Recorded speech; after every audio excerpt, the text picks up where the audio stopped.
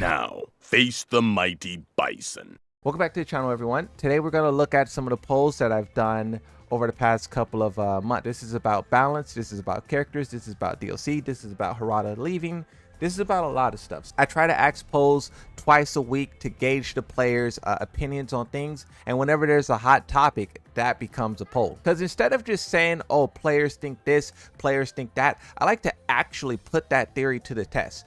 Do players actually think Tekken 8 is bad?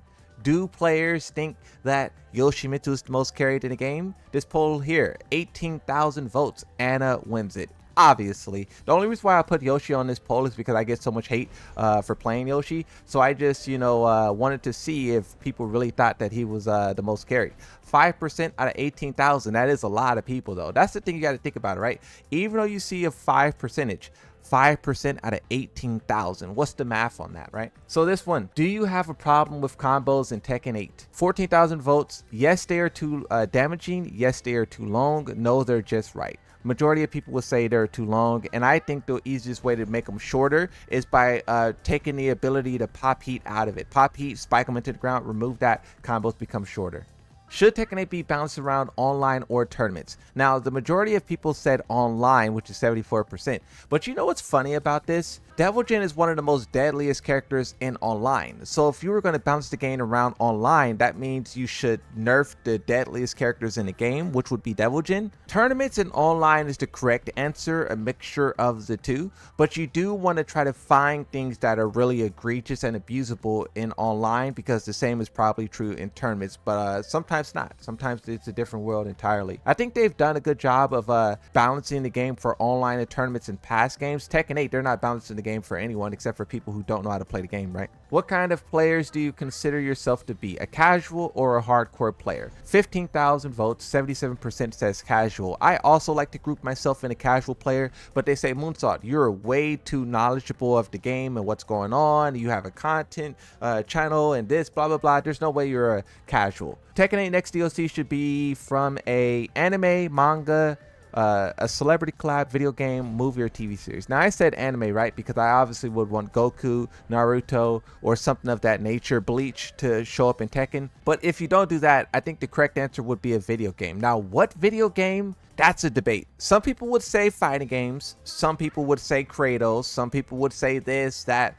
I think when you're trying to think of a guest character to put in Tekken, there's a lot of ideas, but there's also a lot of bad ideas, a lot of incorrect ideas. Rate Tekken 8 seriously. 22,000 votes. The majority, 50%, says 3 stars. I say 2 stars because playing ranked in this game will make you lose your mind. There's so much robbery going on. There's so much undeserved. There's so many forced mechanics. Do you use my replay feature in Tekken 8? Even though the majority said yes out of 10,000 votes, 44% saying no is kind of wild. I think you guys really should go use replay. If you ever lose and you feel cheated or you feel robbed, just go back and watch that one match. You don't have to sit and replay for hours. Whenever you feel like, what is this garbage?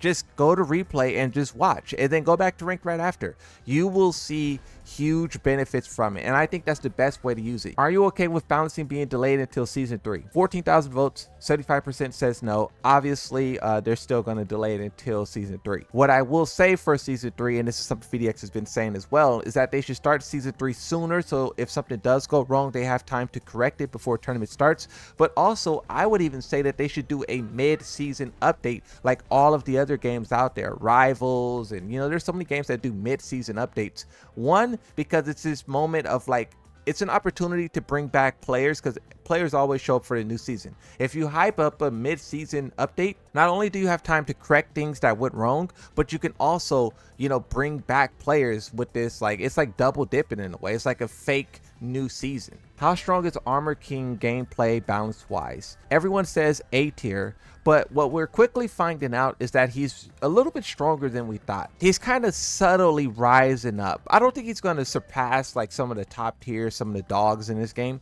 but people are starting to feel like he's a little bit cheaper than they did 2 months ago. How often do you play Tekken 8? I play daily. I stream daily. Come and watch. Weekly, most people, a lot of people said they quit. 27,000 votes on this poll as well. But the people who quit, I wonder if they will return in season 3, and I wonder how many more people quit now, because this was 2 months ago. Is Tekken 8 your first Tekken game? The majority of players says no, but I really just wanted to see how many people would say yes. 21,000 votes, 16%. Someone do the math on that. This game is bringing in a lot of new players, but you know, if you look at the sales of this game, we're still waiting for them to reach 4 million copies sold. If we reach February and they haven't hit 1 million copies sold, that would mean that Tekken 8 went a full 365 days without selling 1 million copies. Meanwhile, Street Fighter has hit 2 million twice now. Like, they hit 1 million like earlier in the summer, and they hit 1 million like a little while ago, right?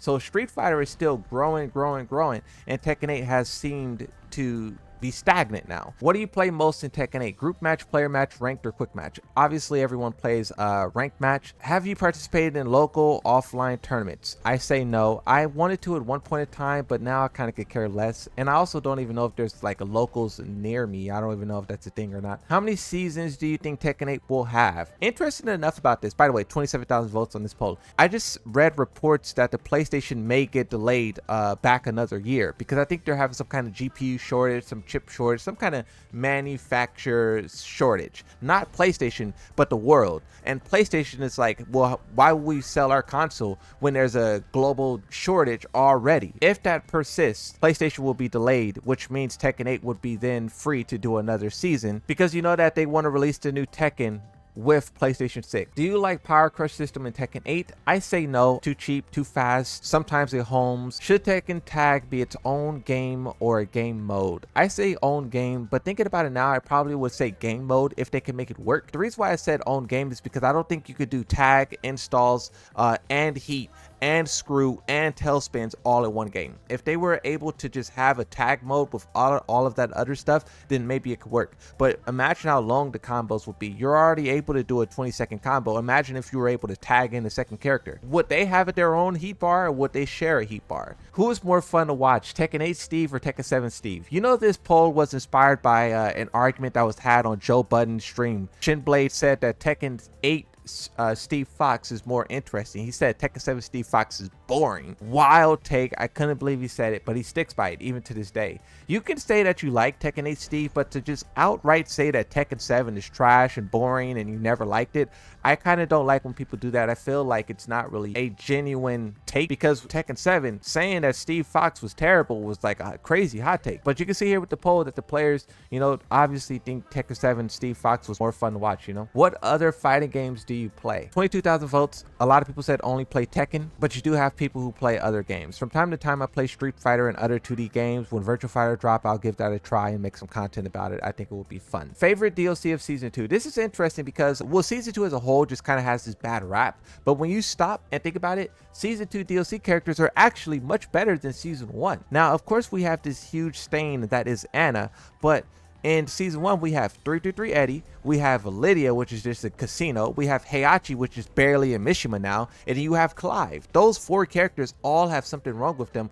Meanwhile, the Season 2 DLC, I mean, if you don't like Falkenraum, it's probably because you wanted Bruce. If you don't like Marizu, it's probably because you wanted Ogre. But there's no, like, core gameplay flaws in those characters. How do you feel about Harada's retirement? 34,000. This is the biggest poll I ever done. I said mix, as well as 55% of the people who voted on this. I think they have everything they need to succeed. The game is pretty much done. You know, the game is pretty much established. It's just whether or not they cannot ruin it. Nakatsu in Tekken 8, he had a lot of these crazy ideas. Him and the Soul Calibur DOA devs and all the new guys, right? They had these wild ideas, and we see how far they got off the tracks. If they were able to reel that back and not just go crazy with the franchise, it's perfectly fine. They have to understand that this is a legacy game, and there's a lot of people who have a pre-existing idea of what the game is supposed to be. So you can't just like, okay, we're gonna make every character a stance character now and Tekken's 2D. You can't really do that unless you want to chase a lot of people away. How strong is Marizu gameplay wise? A tier as well. I think that Marizu is good, but in comparison to everyone else, she's nothing. Which character should return in Season 3? I like Miguel. I think Miguel is an awesome character. I like Bob a lot more because I play Bob. Really, I think both of these characters should be there, but it's a coin toss between, like, you know, Julia, Kunimitsu, and Marduk and whatnot, right? Should they reset the ranks in season 3? A lot of people are wondering if they will. I say yes, but I would also say that reset the ranks and fix the ranking system. In season 1, they reset the ranks, and then the ranks are more inflated. So if you're going to reset the ranks, you should fix that inflation so it doesn't do that, right? If you're not going to fix the inflation, then why reset the ranks? Do you want buffs or nerfs for your character in season 3? 18,000 votes on this. I want to ignore the people who said 64% said nerfs. Look at how many people, 36% of 18,000 votes said they want buffs. Woo wee. That's scary. That is terrifying. A lot of people really don't think that their character is broken, you know? A lot of people really think that their character is just too weak, and if their character had something more, they would be able to compete. But the people who feel that way, the people who feel like if their character was buffed, they will be able to win, they always will be losers, because the real way to get good at this game is to just address the problem head on. We're all playing season 2. We're all dealing with the same type of garbage. And it's those who will wait for balance to hopefully save them, and it's those who will try to lab it, or those who will try to just learn something. If you're one of those people who are sitting around waiting for the developer to fix your problems, you will always have problems, and you will always be sitting there waiting. Do you think Tekken 8 gameplay is good or bad? Now, this poll is still ongoing at the time of this recording, but 9,000 people so far, and 59% said good. The point in time when Tekken 8 becomes bad is when you get to blue ranks and up. This is when people start abusing installs, guard breaks, you know, just everything you could think of. Heat, chip damage, Oki, max damage combos. This is when you're going to start really frustrating, you know. And that's why I think that it's split into two. You know, the reason why people get upset and get angry is because Tekken 8, we see the potential. We saw the potential in season 1. We even still see the potential in season 2. That light is a little bit darker, but I can still see it. If they can focus on what Tekken is supposed to be and stop with the aggressive shenanigans, stop with the reducing of the skill gap, there's something there.